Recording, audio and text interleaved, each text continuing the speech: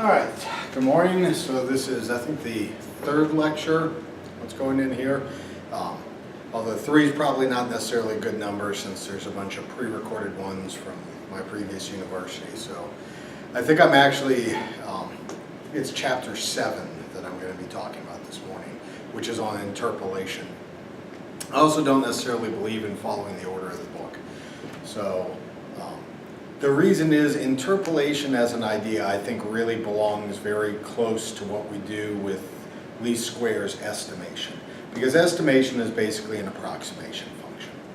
So the question comes up, and this is one that comes down to kind of a theoretical or a belief of what you feel should be done in the situation. Should you actually try to exactly perfectly fit certain points on your curve? Or should you try to get a nearby curve that could be wrong everywhere but closer? So I would put that if you imagine that, you know, this is whatever the true curve that's on. Should I get something that's maybe 2 points but doesn't hit it anywhere else? Or should I try to get something close by that maybe is not going to fit exactly, but you know, maybe in certain areas does a better job or whatever. Well, actually, I think I wanted that one. So imagine I had something that did that, so that I could guarantee it was within some small finite region around the whole area. So in some sense, a nearby, nice-looking function, or something that hits at a couple places, but at certain areas could deviate pretty wildly. So when you go to interpolation, what you're saying is, I really, really care about those points. And there are times when you really, really care about those points. So it becomes important to try to fit those. Now, in solving these ones, one of the nice features is I told you pretty much every problem can be rewritten as one of our archetypal ones. So I'm first going to kind of show you how do we write this up in the other format. And then kind of move on from there. Now the reason why this works, so let me give you a little bit of theory background. If I wanted to say that I wanted to hit a couple points exactly, right? So let's say I wanted to hit n points. If I take a polynomial of order n, it has n roots, which means at those roots, the value of the function is 0. So in essence, I could take those at those points. I'm in essence specifying it's going through an exact location. By just doing an offset, I can force it to go through any particular height I want. So I can take a function and I can force it through by using the roots of the equation. That's going to be one of the ongoing tricks that we have. Now, imagine I had a series of points. So let's call this x and we'll call this y. Let's say I have at x1, I had a value y1, and at x2, I had a value y2, and at x3, I had a value y3. Okay? And I wanted to be able to fit a polynomial to describe each of these ones that's in here. Now I could notice, I could say, hey look, the smallest one that could fit these is a quadratic. Based on that same exact rule we just said about trying to fit them, that makes perfect sense, because if you consider this, I need to be able to, in essence, knock 2 out and then I can always fit the third. So a quadratic, 2 roots, lets me in essence ignore 2 and fit the third, and away I go. So I want to fit something that looks like this. Y equals a1 x squared plus a2 x plus a3. Actually, I probably should. We often do it, number them. I just kind of number it in sequence as it goes. But to be really nice and consistent with a lot of the literature that's out there, right? We often number them so that the order follows exactly the same. Now x to the 0 is trivially 1, so we can kind of ignore it. Now the reason why I originally wrote it backwards is we often do write it backwards because when we put into matrix form, it's kind of nice. So it's often nice to put the constant first. And I kind of started and jumbled the two. All right, now when I'm looking at each one of these, I want this equation to be true for each and every one of these points. So that means that, for instance, for this first point, x1, y1, I'm going to flip my equation around.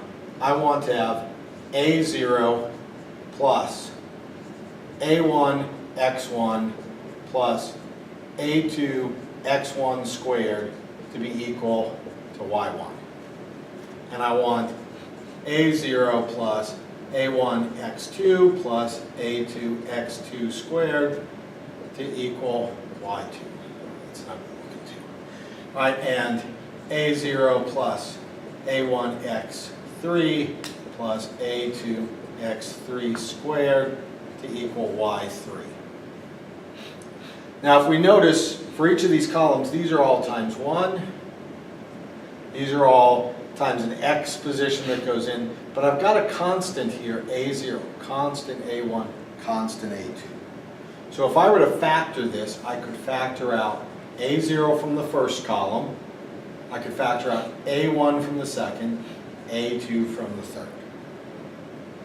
Trivially over here, I've got y1, y2, y3, and then I've got a matrix that this has to know. Now a0 multiplies the first column, which in this case is all ones.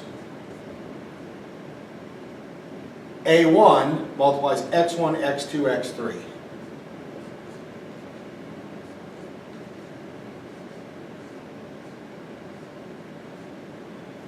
And then a2 is multiplying the squares of those exact points.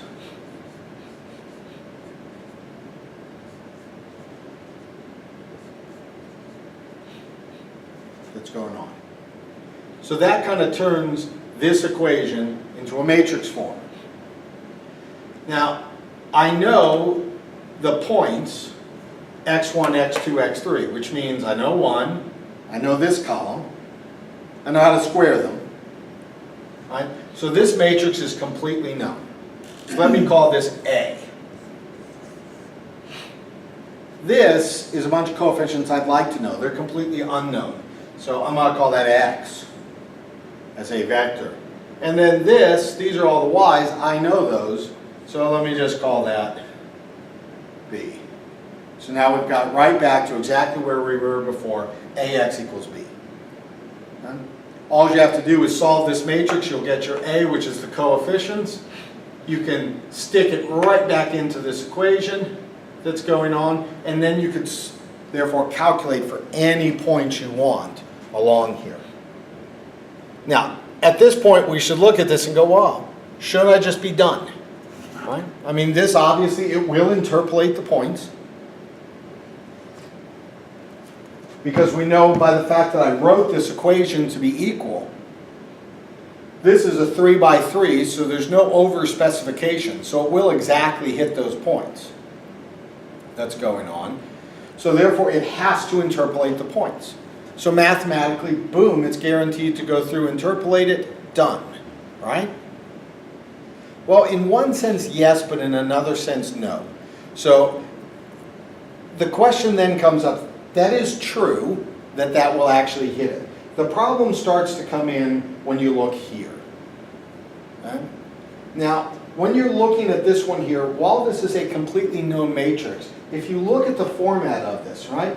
X1, X2, X3, and then the squares, as I keep going up higher and higher powers, okay, the difference between each column is actually not that huge. So what happens is, while they're technically, each new column is linearly independent, which is what's needed to solve for this, it's technically not very independent. It's only slightly independent as you add each new one in. Right? And so what's going to actually happen when you keep adding new ones in is it's going to become extremely sensitive. Which means when you get a large order polynomial, it's going to become so sensitive your ability to calculate it accurately will actually be greatly deteriorated. You'll get a horrible, horrible answer. So it'll be very difficult to solve. And if you're trying to interpolate even a decent number of points, say like 20 or something, it becomes so sensitive it's almost impossible to get a good answer. All right, this is called a Vandermonde matrix, and Vandermonde matrices are known to be extremely, extremely sensitive to any forms of perturbation, even much beyond about, up to 4 it's still pretty reasonable, but once you start getting above there, it starts getting pretty sensitive, and like I said, once you get into double digits, you'd better really be doing something safe. Right? So this kind of hits that there's an issue here. Now, at that point we go, okay, so theoretically, if I had infinite precision and perfect everything, this would be okay to do. But it's obviously fairly dangerous. Now, the only way we know how to do actually theoretically infinite precision is inside the human brain. Right, there are some algebraic programs that are out there. Some of their results are sometimes suspect, in my opinion. In theory, Maple or Mathematica or things like this can handle infinite precision, because what they do is they do algebraic manipulation. But then the danger is you're kind of too back. It's how old did the person program it? And when they programmed it correctly for particular functions, everything works great. And when they didn't, it blows up in your face. And there are some notable ones where it has blown up on people. Blowing up meaning getting a very bad answer. And if all you know how to do is to handle it that way, it can end up pretty ugly. Now, interpolation as a function has been handled for many, many years. So what we're going to do is now walk back to one of the famous French mathematicians and how they handled the situation of doing interpolation. And what they wanted to do was to be able to solve this type of system. They obviously didn't have matrices, but they had the same issues that were going on. If you think about this, this is kind of ugly. I'd have to do some type of an elimination method that goes on. They would have been dealing with independent equations like this. Now, imagine, for instance, I could give you an A here that was the identity matrix. Would that be a lot easier to solve? Obviously, right? So now we start looking at, just like we did before, hey, what can we do over here? Remember when we first started out how to solve these, we said, what if we had an upper triangular or a lower triangular? Then we noticed that there was error buildup, and we said, oh, if we did SVD, we could diagonalize this. So this same ideas came up. Humans only have a couple ideas. So this idea of what if I had a diagonal, right? What if each one of these just solved for something, an individual separate point? Okay, so that brings us, I forgot to grab the eraser. Give me 1 sec and I'll see if there's one down here.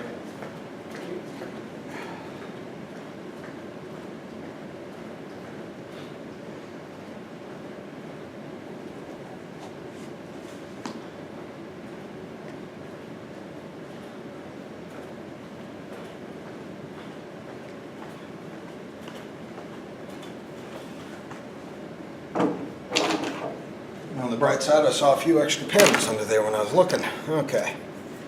But now I've got an eraser. So this is going to start with a first motivating function, which I'm going to call u. Now, very often this is done in terms of t and y for time as it goes on. I'm going to stick with x. I'm going to take a look at one of these other pens and see if it works better.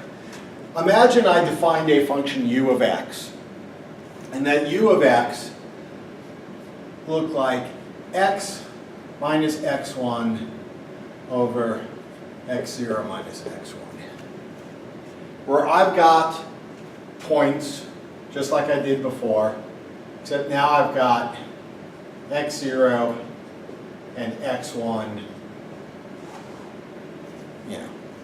But without even worrying about where these points are, just imagine I've got 2 spots on a curve, and I'm going to want to try to fit, say, just imagine this function u. What does this function u look like?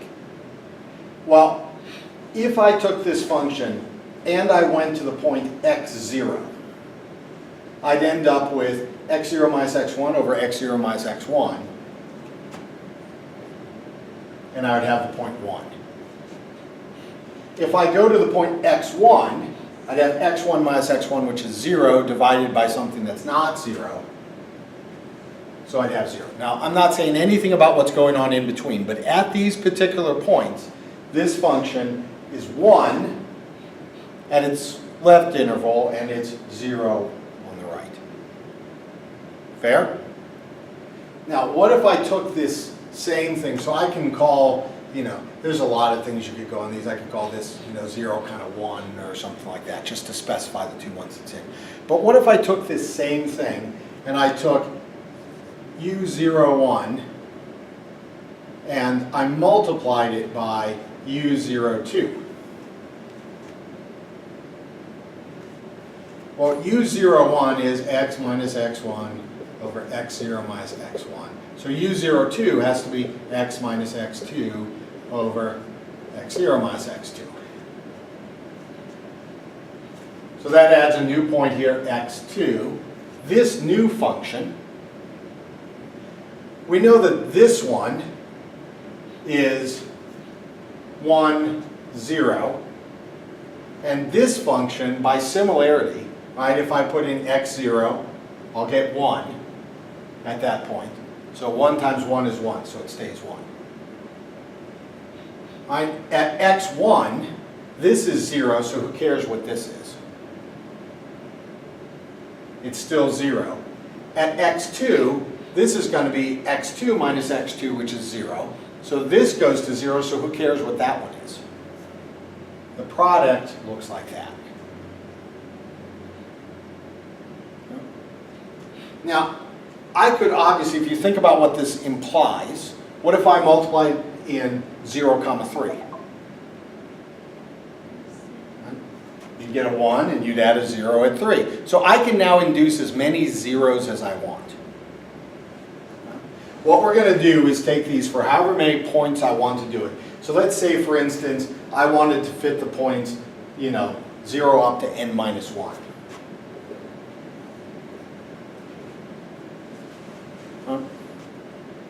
So I could take all these here. If I did u0 comma I, the product for I equals 1 up to n minus 1. Right? That's just taking a whole bunch of these individual ones, one for each of these i's, and multiplying together. It's just a nice shorthand for saying that. Now if I took that, this is the gear. So I'll just call this one for 0. I no longer need the second subscript because I'm going to go through all the other ones. Now if I took a look at 1 for this same sequence, it's going to be for I does not equal 1. Basically 0 up through n minus 1. Everything except for 1 that's going in. U1 comma I. Fair enough? And what this would do for this one would give me, it'd be 0, 1, 0, 0, 0, 0. Now, if I consider all these different bases that I've now made up, right? Each one of these, this one is 1 at 0 and 0 everywhere else. This one is 1 at 1 and 0 everywhere else. If I'm considering a series of points now, x0, x1, x2, all the way up to xn minus 1. And I've got a series of y points. I'm just going to draw them above just for simplicity, but obviously it could be anywhere. So I've got y0 and y1, and there's y2 maybe here, and let's say yn is n minus 1 is all the way over here. That's going in. Now, if I wanted to fit exactly these points, well, I know that if I took L0, right, it's 1 at this point and 0 everywhere else. So I can just take this and multiply it by y0. It'll introduce y0 and won't disturb any of the others. And to get this, the y1 point, well, I know L1 is 1 there and 0 everywhere else. So that's going to introduce y1 at exactly that point and nowhere else. So I could obviously walk through this process, which is just the sum of L sub I, y sub I, for I equals 0 up to n minus 1. And that is my function. And this function will exactly interpolate all the points, but you don't need to solve anything. It's already solved for you because by just introducing a 1 and everything else 0, when you stick that into your function, it puts a 1 on the diagonal and a 0 in all the other entries. So it forces a diagonal matrix that in particular is not just any old diagonal matrix, it's the identity matrix. So you get identity times the coefficients must be the y's, so therefore you just have to put the y's as the coefficients and you're done. Huh? That's actually pretty nice, isn't it?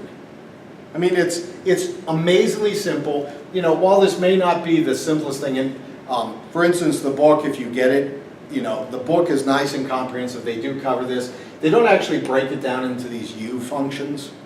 They just give you, I think they just give you here, and I think they just do K or something like that. That's going on. And they just give you this and say, obviously, right? That's going on. And I don't think they even write U there. I think they just do the X minus XI, X, K minus XI. I think they just give you that. And just say, obviously, this is diagonal, right? Which I don't think is obvious as it goes on. I mean, in hindsight, it's obvious. But this is one of those cases where, you know, sometimes notations obscures things. And this is one of the dangers. In a lot of variables, it's easy to miss stuff. So while number one, this does solve it kind of nicely, I think it is worth looking at. When you look at a function, try to break it up and say, what do the parts do? Because if you can understand what the parts do, it'll make your life a lot simpler when you carry it through. Okay, so now I can look at this and I go, great, I've got an answer, right? And I've got a nice answer. It's easy to substitute in. Therefore, I can interpolate whatever points I want. Now, what tends to happen with these, it will actually interpolate these. But what you'll notice is, you know, if my original function kind of looked, whatever, something like that. Imagine going through the point. So you can imagine that I've got this, whatever, some smooth function that's going through. It'd be nice if what it returned was this, but it won't. What's going to happen is you're going to get, there's a ton of different functions, right? Infinitely many functions that go through those points. And all I have to do is just point out that it's probably going to actually do something, you know, horrible, bouncy, depending on wherever the roots are. Now, these overshoots here can actually be quantified. So you can, we don't have time to do it here because this is just an overview, but all you have to do is you can take a look at this function versus the difference of the others, write out the error function that goes on, and take a look at what the bounding is, and it's bound by the next order polynomial op that goes in. And so you'll get these overshoots. But what's going to happen when you look at these, they're going to be a bigger overshoot on the outer edges, and they're smaller in towards the middle in real life. And this shouldn't be too surprising. If you remember in physics, if you had like a square wave, and you got this Gibbs phenomena, you know, and then I was always good at doing that first part, but never so much at this one. Right? But it kind of has this overshoot property that's pinched in between. So like this is the envelope that the error is in. The error is always bigger towards the edges.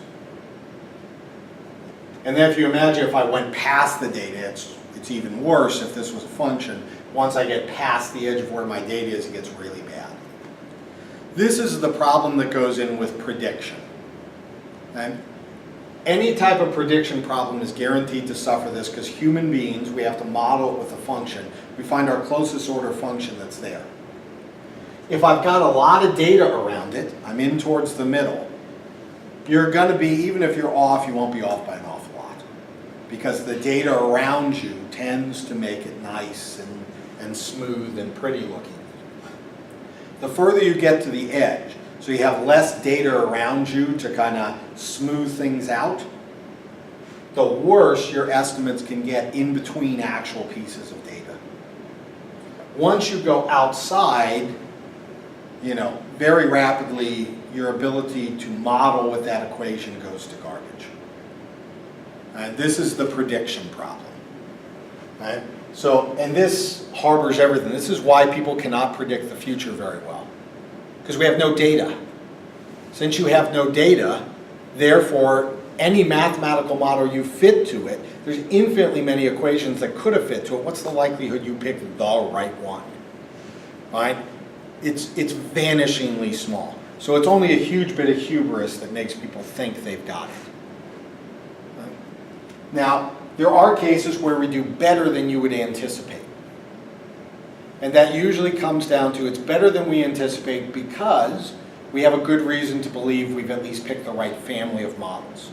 For instance, if I was just throwing my pen, I don't have future data about this, but I do know that I'm on the Earth and therefore it's going to follow something pretty darn. I'm not throwing this at like the speed of light and it's not a quantum-sized particle, stuff like that.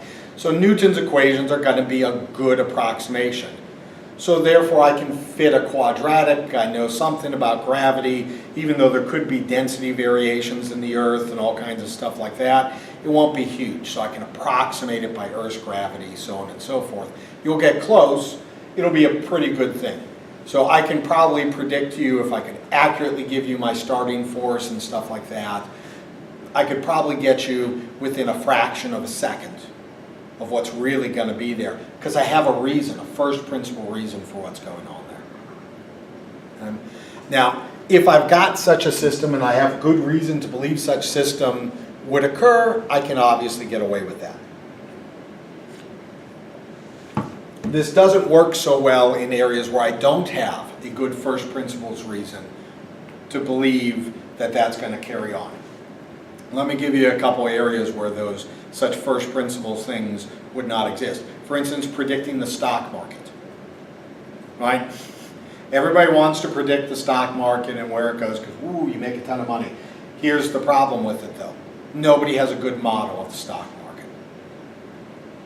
You just don't. So therefore, when you're trying to actually get that model that's going on there, you make certain assumptions. Some of your assumptions might be good ones, people are trading and they want to make money and things of that sort, but the number of equations that fit that is still infinitely large. So you're still back to that problem of which equation do I pick out of these, and then somebody blindly picks it. Now, what often happens is, I just need to convince you that my model is right. My model doesn't have to be right. So let me give you one of these famous examples because there's applications to other areas, but it comes up in the economics zone. And this is one of the questions I've been asked more than anything else. Can we predict the stock market? Or can you predict who's going to win the Super Bowl or whatever else that's going on? The problem is you can't predict injuries and all kinds of other stuff to people. But here's the case. Imagine I wanted to convince somebody that I had the correct model for the stock market. And let's say I needed to have a certain number of people invest with me. Let's say that number was N for me to make a ton of money for them investing with me. Now, in order to convince somebody, let's say I have to be able to predict accurately K predictions that's going on. So I've got N is my number of people and K is my number of predictions. Well, what I do is I start by sending out a prediction to each of these people about a series of, let's say a particular stock, stock number 1, that it's either going to go up or it's going to go down. So to half the people I send it out, I tell them it'll go up, and to half the people I tell them it'll go down. So I'm going to send this out to n to 2 to the k people. Okay? Half I tell them up, half I tell them down.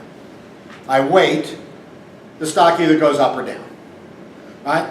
To whichever one is correct, I'm now down to k minus 1 in the power. To those, I pick another stock, and I say it's either going to go up or it's going to go down. I split them in half and I send it out.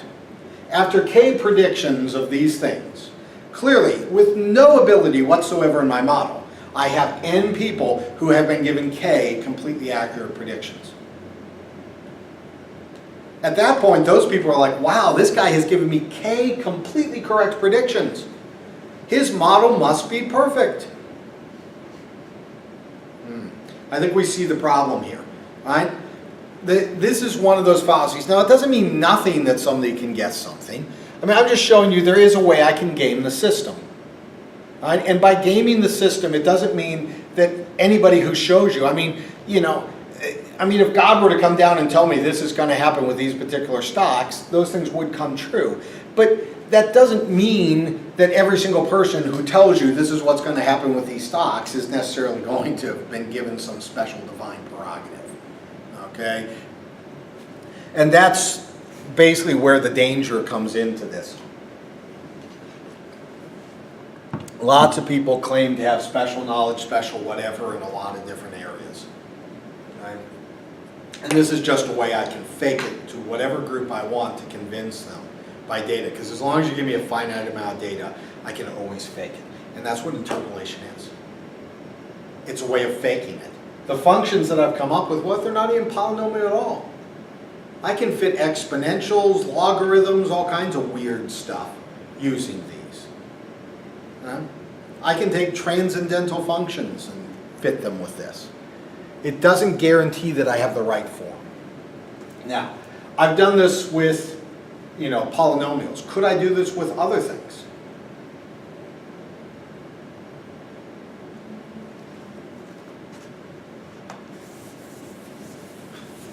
I'm going to leave this last little bit here because I want to do Newton's after this and come back in. But let's say, for instance, I had reason to believe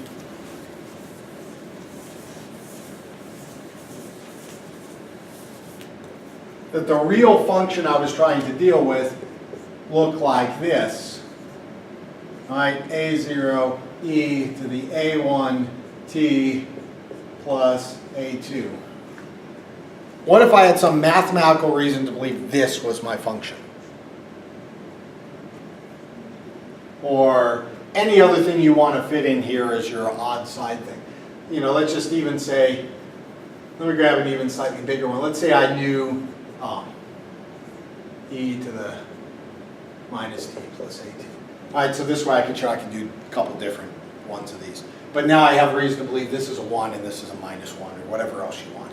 Now, it's not too hard to imagine such a system. I could go through and, for instance, model things using differential equations.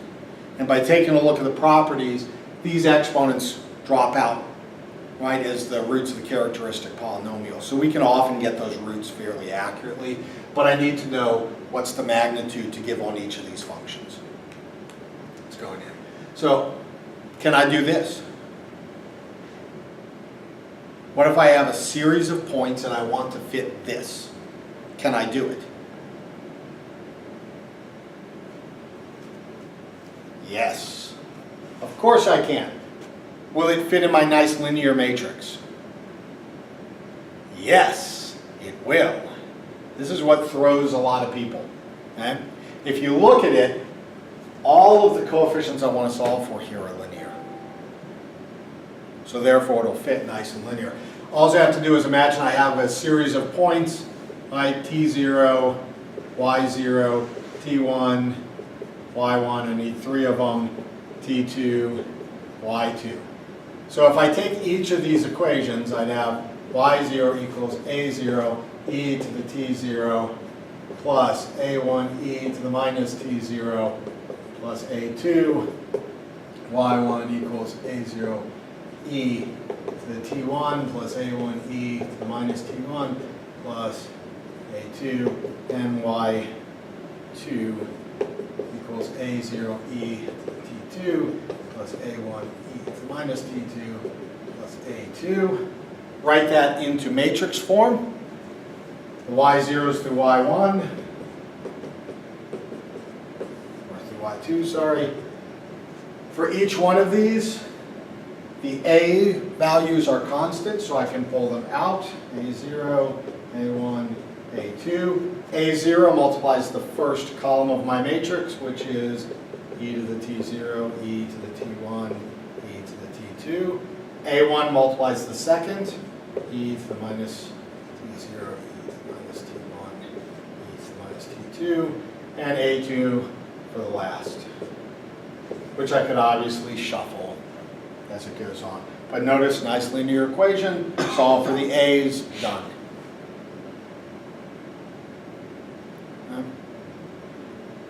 Now, what would happen if I had more than one coefficient in a place? I could be in trouble, right? But I might not. I might be able to do it by some mathematical transform. For instance, like if I took the natural log, right? Multiplication becomes addition. So if I was dealing with that first one, A0e to the A1t, if I took, let's just take a look at that. If I took the natural log of both sides,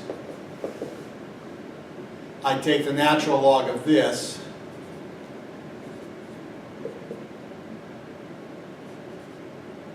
but natural log of e to that is just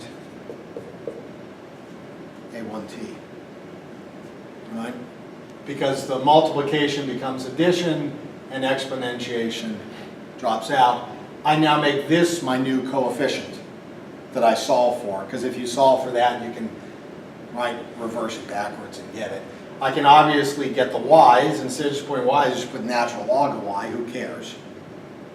Right? So just because something doesn't necessarily look like it'll fit in this form doesn't mean there isn't a transform. And this is another one of those basic human ideas. Transform techniques simplify your life. Right? And natural log, and there's a bunch of other ones, all kinds of inverse functions. The reason why we do stuff with those inverse functions is it makes our life very, very easy. Right? Okay, does it make sense, all this stuff that we're doing here? All right, so we deal with polynomial bases because they're kind of nice and easy in some sense. But I can obviously switch to other bases if I have a good reason. And that good reason should be based on a modeling of first principles. All right. Yeah. So for that matrix, would it be like sensitive like the other one? So it could very easily be sensitive. That goes on. When it's small like this, you're probably fine. That's going on. But anytime you do matrices like this, you should consider the possibility of sensitivity. One of the easiest ways, if you go into MATLAB and you just take the condition number, let's call this matrix A. If you do cond of A, that's a MATLAB function. Now, the condition number of A will tell you, if the condition number is near 1, 1 means not sensitive at all. That's your perfect situation. You could not ask for a nicer matrix in that case. As the condition number, you can't get less than 1 by definition, how it's calculated. Right? As the condition number gets larger, it gets worse. So, and you can consider roughly the size of it to tell you how bad, how many things you could lose. Like if my condition number was 10 to the third, 1,000, that's going on, that's fairly sensitive that's going on. Errors can be multiplied by about 1,000 that goes on. Now, if I consider I'm doing double precision arithmetic, that means I could lose about 3 decimal digits every time I do a calculation. If I'm doing double precision, I've got about 16 digits of accuracy that's in there. So I've got about 5 calculations before I've got nothing. That's not a lot of calculations. Now, that doesn't mean that there's nothing you can do. That's the worst case. That tells you the worst error. It doesn't mean every single error will be that bad, but it means you have to consider that it could be that bad. Now, Can I sometimes do some clever things, find out where those errors are going and correct them? Yes. In my PhD work, I had a problem that had a condition number that was 10 to the 20th. Right? There's only 16 digits of accuracy. I can't even do a single calculation, but I was able to calculate things on it. Now, I couldn't do it in a blindly naive way. I had to do a lot of very careful things so that I never was in, the condition number is telling you there is a direction that is that sensitive. There will be directions that are not sensitive at all. You have to find those not sensitive directions and calculate in them. Or transform the problem into something else that's not sensitive and calculate there. And that comes down to where those go into. But I don't go, oh no, I can't do anything. When I see those type of things, I go, oh no, I can't do something naive and simple. If my condition number is like 5, I go, well, I could do anything I want pretty much, right? Now I'm going to go purely for speed because I don't have to worry about danger. Does that make sense? So, so for a small problem like this, it's likely not to be. But exponents are well known to be very sensitive in and of themselves. So calculating exponentials is a very difficult process. All right. We're good with this? Awesome.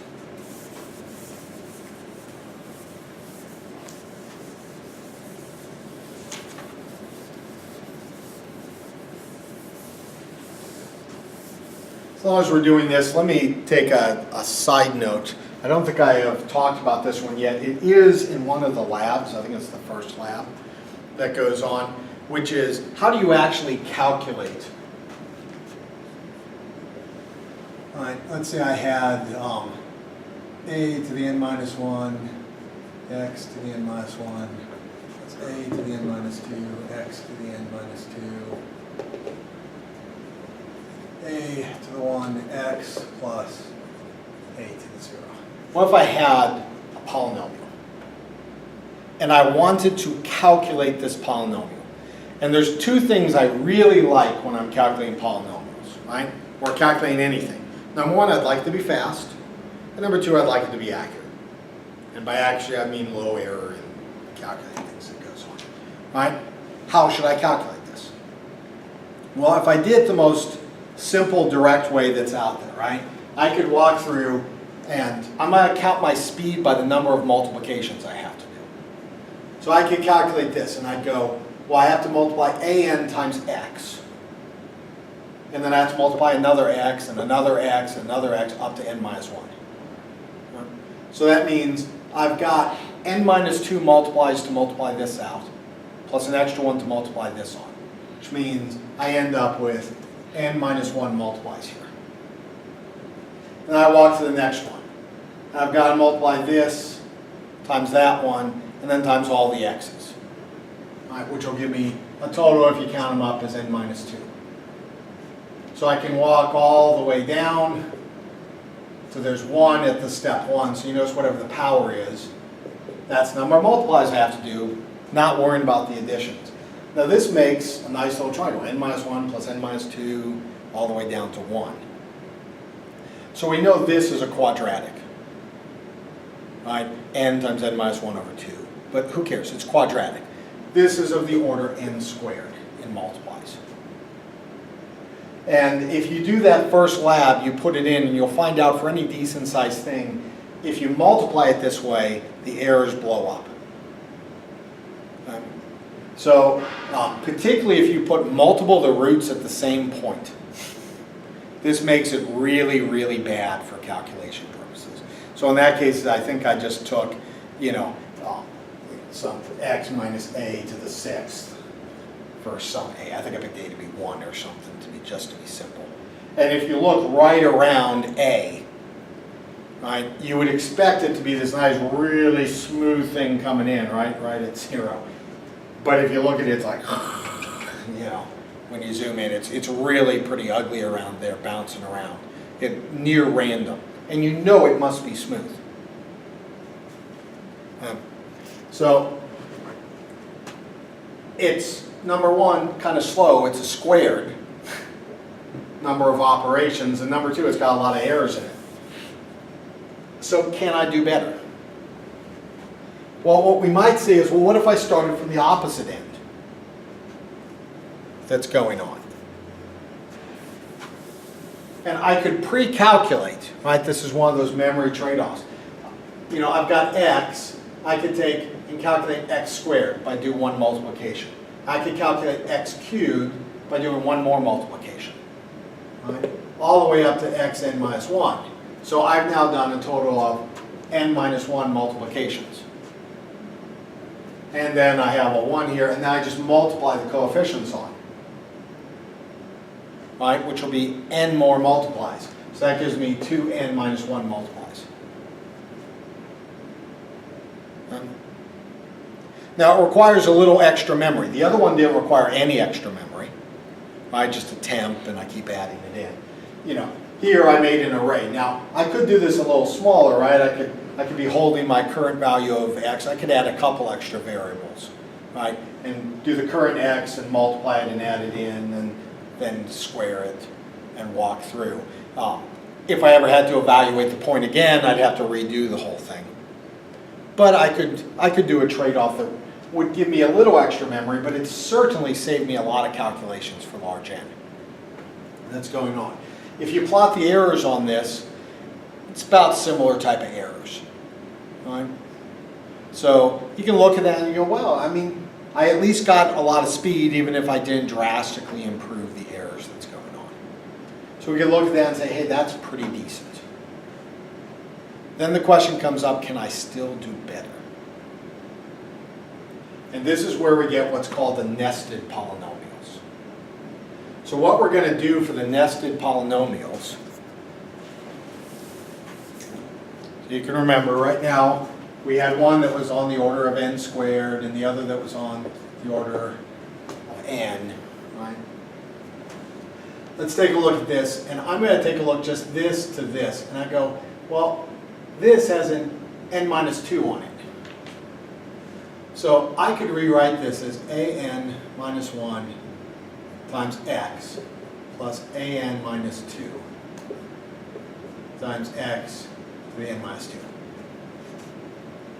for the first two terms, plus stuff, right? The rest of this stays exactly the same.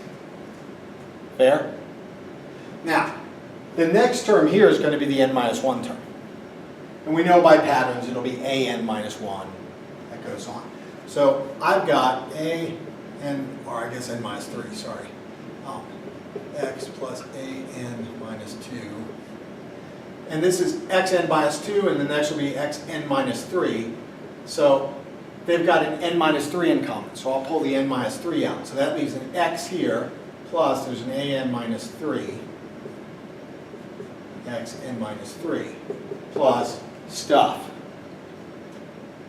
So each time I'm going to do the same thing. I'm just going to grab the next term, I'm going to factor it out, which will leave an x there and a constant coefficient, and work all my way down. And what you'll end up with, you'll notice you just get these nested polynomials.